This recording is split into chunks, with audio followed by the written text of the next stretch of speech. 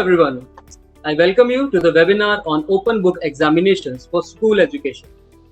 This will be an experience sharing session by Lissa Chazot, Mahatma Gandhi International School.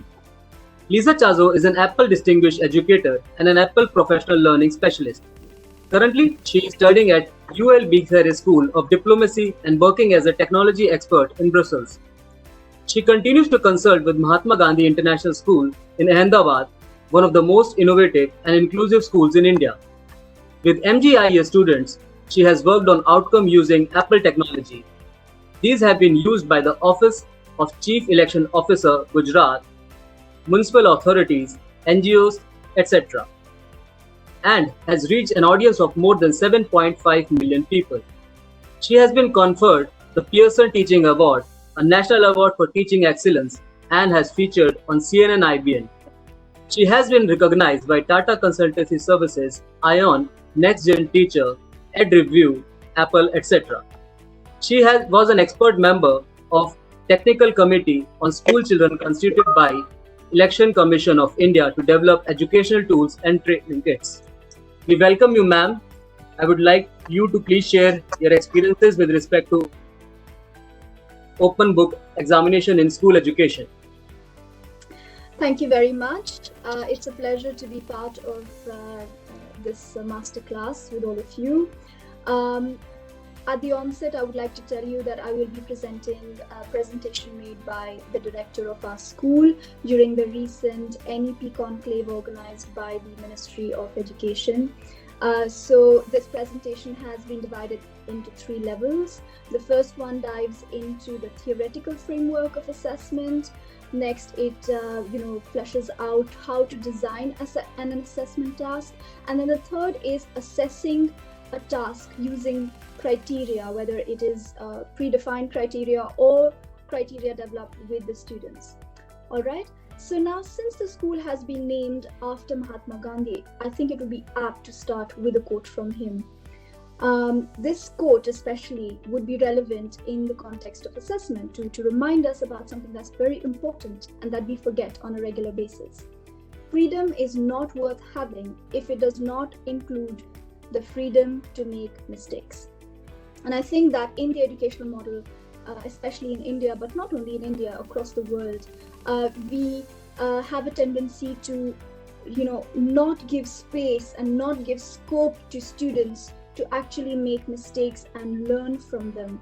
The assessment is a space where very often we cut marks, so it can be perceived as a form of violence by the students. So how can we use a very fundamental concept of Mahatma Gandhi, Ahimsa, non-violence? How can we translate that into the assessment model as a tool and as a way of assessing the child? Because for a very long time now, the educational model has been punishing children for making mistakes. And I think that it needs to move away to celebrate learning. The assessment model needs to celebrate learning, encourage mistakes, but most importantly, learn from them. And so we need to move towards a change in paradigm in the assessment model, not only a conversation about how to improve it a little bit.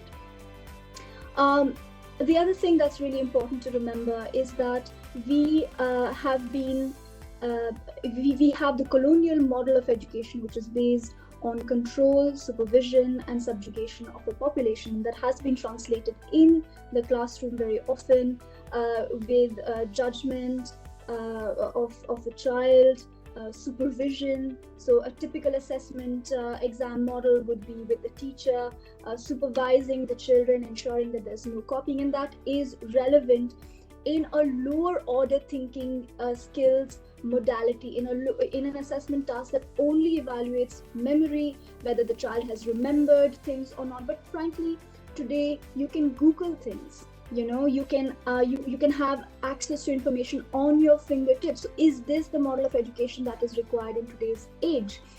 That is a question thrown open to everybody in the room.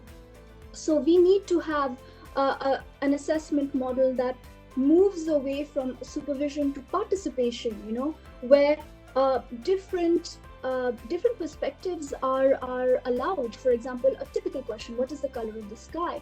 The typical answer is blue. But in reality, we have seen that the sky can be pink, the sky can be orange, the sky can be very, light blue, but the sky can also be multicolor, as we have seen it in Aureolus Borealis. So when we allow multiple perspectives in the assessment model, then we move from a judgment model where only the teacher knows everything, the child is tabula rasa, is just an object of the learning process, to an assessment model that is validating of the child's experience, validating of the child's emotions, knowledge, prior knowledge, acquired knowledge, skills, etc., and celebrates the child as a subject within the learning experience. So this requires us to move away from only normative ways of assessment, which has been the norm so far. Now, what does it mean for a teacher? A teacher is all right, this is great, I would like to use a few ideas from there. How do I move on and design tasks for my students that address the subject competencies, that develop transversal skills, that develop 21st century abilities? How do I address all of this and deliver the curriculum in a way that allows my students to develop higher order thinking skills, that is non-violent as an assessment model, etc.? So this is just an example, of course. This is something that we have been doing in our school for a very long time.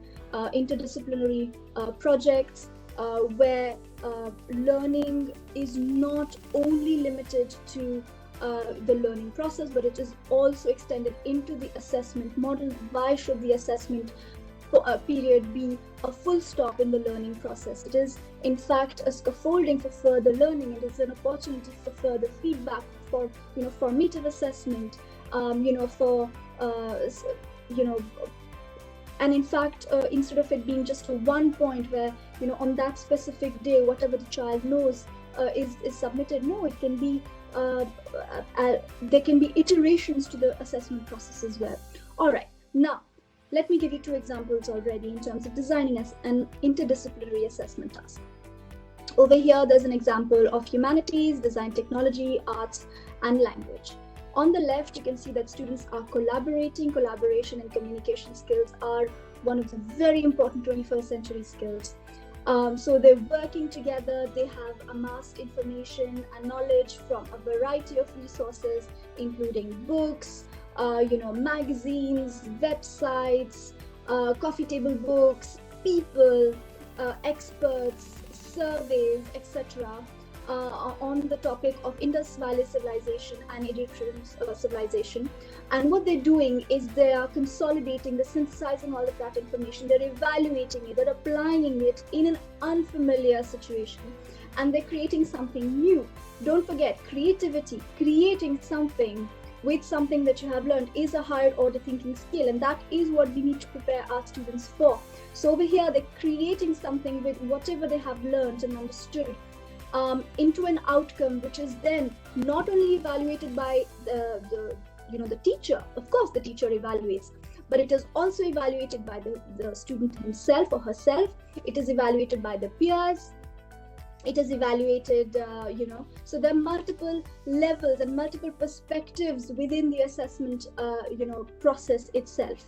And then there's group work, but there's also individual work where students write reports justifying their choice, So why there is no one right answer, there is no one correct design of the jewelry from the Indus Valley civilization. There are a variety of options available, a variety of designs possible and patterns, etc. So why did the child choose that one versus another?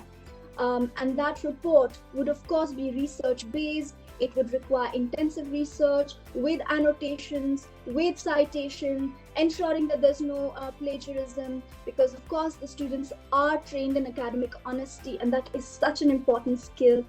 Critical thinking skills, analyzing information literacy skill, analyzing the data that has been acquired, annotating it and then extracting whatever is relevant, referencing it, etc. And this is done right from the younger age groups. It's not only, of course, it's done in the old age groups, but it's also done in the younger age groups.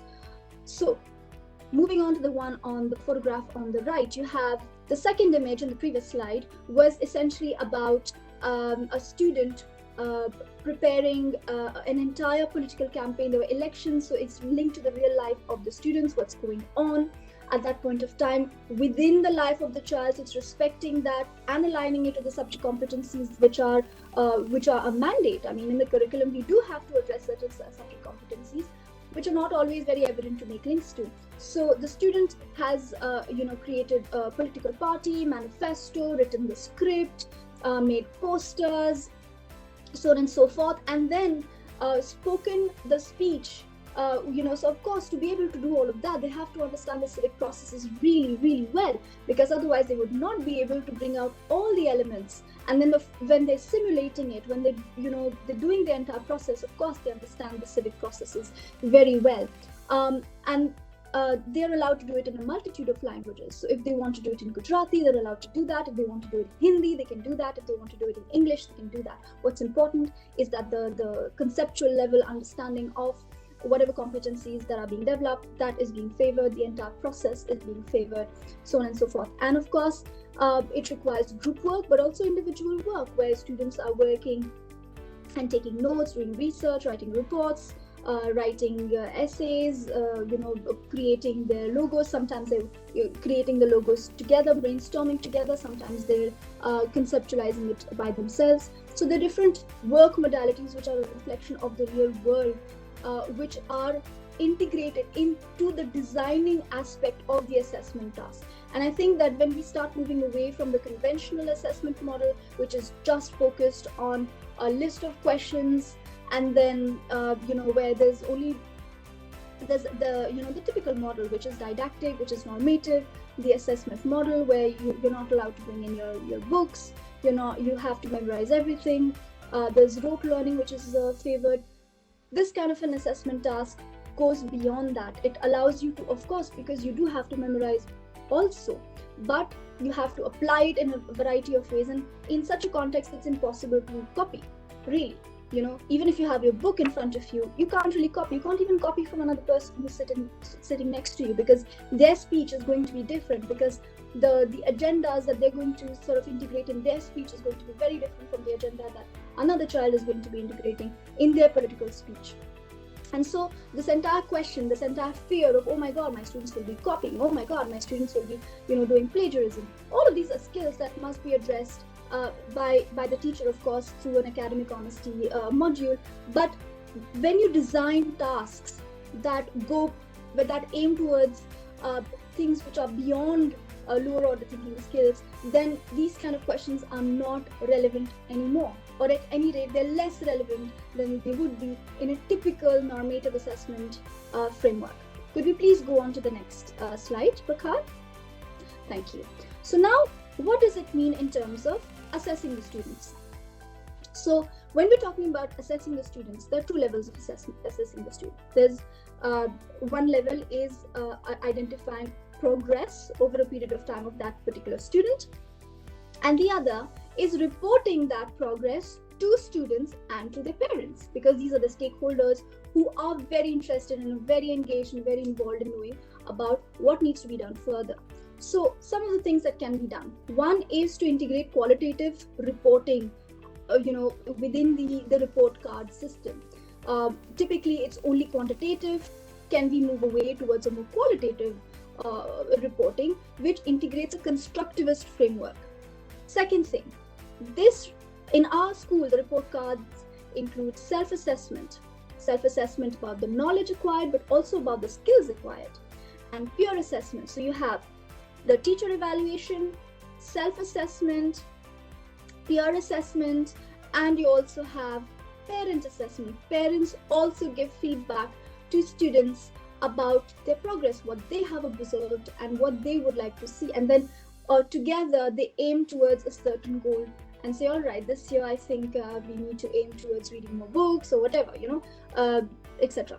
So what is important is to have a sense of direction, which is internally motivated, which is versus only something which has external judgment, which has been the framework that we've been operating in, where there's marks, there's external judgment, but the child has a judgment as well. The child has an opinion about his or her journey as well, and that must be integrated. And also the multitude of perspectives about this journey would enrich the process and enable students to have a far more comprehensive view of addressing it. There is a question how to avoid academic honesty. So there are IT tools already. So for example, there has been Turnitin, there's Grammarly, etc. So typically when you're having report writing, which or an essay or an article, etc., you can run that through an IT system. Some of it is paid, some of it is free, and immediately it detects it. You can, if you don't want to invest in it, you can just take. You would normally, as a teacher, be very, you would be seasoned in knowing, all right, this child can write about this way, this child can write in another way. So if there's suddenly a jump, you know that perhaps it's been copied, you can take that extract, put it in Google, do a Google search, and it normally also leads you to the source. Typically, if it's a copy paste, it can be indicated. But there, in academic honesty, there's collusion, there's a range of other things. There's not only plagiarism, there's also degrees of plagiarism, because it can be rewritten but not cited. So depending on the degrees, and of course you have to have a good practice would be to have a module with students where they're taught to cite, they're taught information literacy. And these are skills, if you start teaching them on a regular basis, right from, let's say, I would say even third or fourth standard, where they're like, all right, where did you get this information from? Put the name of the book, put the name of the author, put the name of the website. So then it sort of becomes ingrained within the child's way of functioning, and that can be addressed as well. I mean, researchers cite other people. We do borrow knowledge to build on knowledge. So it is important to definitely refer to other people as well.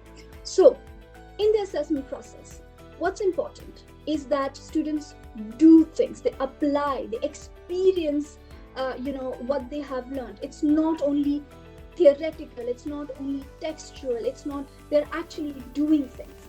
And then in the assessment process, it is criterion reference. So for example, the criteria can be pre-established, it can be predefined and then communicated to students in advance, or what can be done is that it can be co-constructed with the students, and then that benchmark, that criteria is used to evaluate student work over a period of time.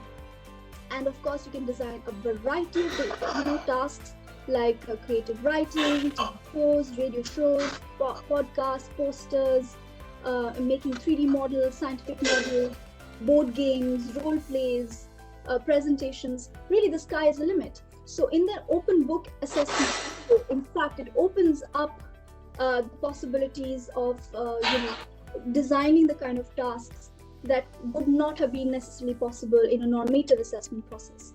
So over here, you can see this is an assessment task for an older age group, which is an interdisciplinary task between sciences and physical education and sports, where the task is to design, explain, and justify a plan to improve your cardiovascular fitness routine, analyze and evaluate the effectiveness of your specific plan over a period of 2 weeks.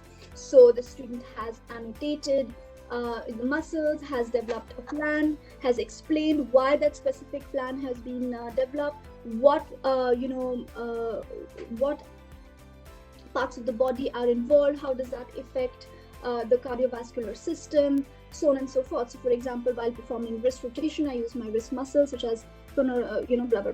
You get the idea. So apart from that, the entire process has been mapped out by the student. This is a mind map done by the student, and the tasks are assessed as per the criteria that is explained to the child before the assessment task begins. That's really important, because it's important for the child to know how to reach the highest level within the criteria. That's really important because children want to excel. So we need to provide the challenging enough tasks for them to expand their knowledge, but also to have the opportunity for students to understand what is required of them to be able to fulfill those requirements and achieve the highest expectations. Next slide, please. So in the next slide, you will see that there is self-evaluation, there's peer evaluation, and there's teacher evaluation. So we call our teachers initiators because they initiate the learning process, they initiate all of that.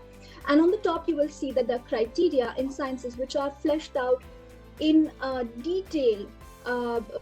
This is just the title which has been mentioned over here, but it runs into at least 1 or 2 pages with the different criteria. These are communicated with the child. The child understands, all right, I need to do this, I need to do this. So I need to ensure that my judgments are scientifically supported. I need to describe my scientific knowledge. I have to apply my knowledge of 2 different systems and analyze the routine. So it's very clearly defined. So already in the task it's defined, but even in the assessment criteria also, which is modified according to the task and defined there as well. Can we move on to the next?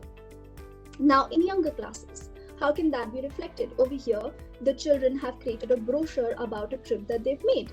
And they have made different categories that they would write about. They've highlighted certain aspects of the trip. They've added illustrations, maps, photos, etc. And they co-constructed the criteria together. So there's design, neatness, content. Let's have a look at content. Is it informative? Does it have a personal perspective? Is it organized? Does it make sense? Does it make you want to read more, etc.? So these are the criteria that the students have developed themselves together. They agreed upon it, and on the basis of that, the assessment task was finalized, and students worked on outcomes that aligned the criteria and the task and all of the other elements that had to be integrated in. And so you can see that the engagement levels of students really go up. What's also interesting is that typically the benchmarks that are expected of students, they go up. Sometimes you might feel that, oh my God, you're not getting grades. Maybe the level of student work would go down. On the contrary, in my experience, it's really gone up because students want to excel. They want to do a good job. They want to be good, especially when you create an environment where they feel validated. And if you see over here in the peer feedback, the headings are well done. You've colored them and outlined them, which makes them stand out. The drawings are beautiful. So there's feedback about all of the different criteria. And in the end, the child says, I think you did a great job. Your brochure design is very unique. And look at the child. The child is so happy. Why does assessment have to create a moral space? Very often when we're getting the report card or when we're, at the end of an assessment cycle, very often we're like, oh my God, we're anxious, we're panicked, we're afraid. It's a power, driven experience or exercise. And over here, why can't we move towards an assessment model where children are happy, where they feel validated, and where learning benchmarks really go up? And it is possible. And it just requires that we change the way we look at assessment, that we integrate things that typically are not integrated in the normative system, and we look at a child as a whole and create an experience, a learning experience and an assessment experience, because at the end of the day, assessment is part of the learning cycle. So we create a learning experience that is experiential. So assessment models that are experiential as well, that are fun, but more importantly, which are non-violent. Thank you. Thank you, ma'am. Thank you. That was a very interesting session and some very new methods and pedagogies that you have told us. So quickly, can I take 2 questions? I'm getting a lot of questions actually. Yeah, sure. I already asked one question. So one question is from our previous speaker, Dr. Arul Selvan. So his question is, how far have we succeeded in decolonizing education? So I think the answer lies in all of us. How far have we decided to move away from that model. And each time, each one of us decides that, all right, this is where it stops with me. This is where it stops with my children. That each one adds to the collective, and every choice that we make adds to the collective choices that we make as a nation, as a population. And I think that it's important that's why it's so wonderful that we're having this masterclass together, because it brings like-minded people together. It brings ideas to the fore. It makes people think, and maybe hopefully think that, all right, you know what, maybe let me bring a couple of ideas that I have had from this masterclass, maybe from different speakers. Let me attempt it in my classroom. Let me break the pattern of fear of assessment. Assessment does not necessarily have to be fear-ridden. Assessment does not have to be about control and subjugation. It can be fun, it can be experiential, it can be criterion reference, it can be a lot of things that it has not been in the past. And the level of choice is now. The level of choice is in our hands. And I can tell you this, that our students have gone to Harvard, they've gone to the top universities in India, they've gone to the top universities in Europe. So they do succeed, because at the end of the day, what is important is that they have a strong sense of self, they have a strong sense of who they are, and so they are able to. And don't forget, I mean, in an open book assessment model, in a joyful assessment model, which is holistic, where there's Ahimsa, you can, as I said, you can push the envelope. Students go beyond what is expected of them at that specific age group very often, because they want to excel.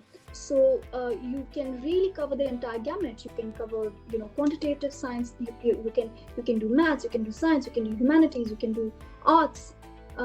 You can address all subject competencies, and on the basis of the students' interests for higher education, they would of course opt for that, and they would continue to carry that desire, the drive for excellence wherever they go. I hope it does answer the question. So thank you, ma'am. With this, we will close the session. Yeah, I tried to give a response to it. Yes, ma'am. So thank you, ma'am. It was an honor having you here and share your immense depth and knowledge with us. And it has been great work that you and Mahatma Gandhi International School have been doing. So it's really... It's the entire team who've been doing great work. And I really, really hope the idea of doing this work is really to share good practices so that ideas can travel. You're most welcome to come to our school. Already members of the team have been, giving presentations for the community, also at the state level. So the idea is we want that ideas that we have been focusing on, working on, these are applied, and it brings joy across the country. That is the objective. Thank you, ma'am. Thank you.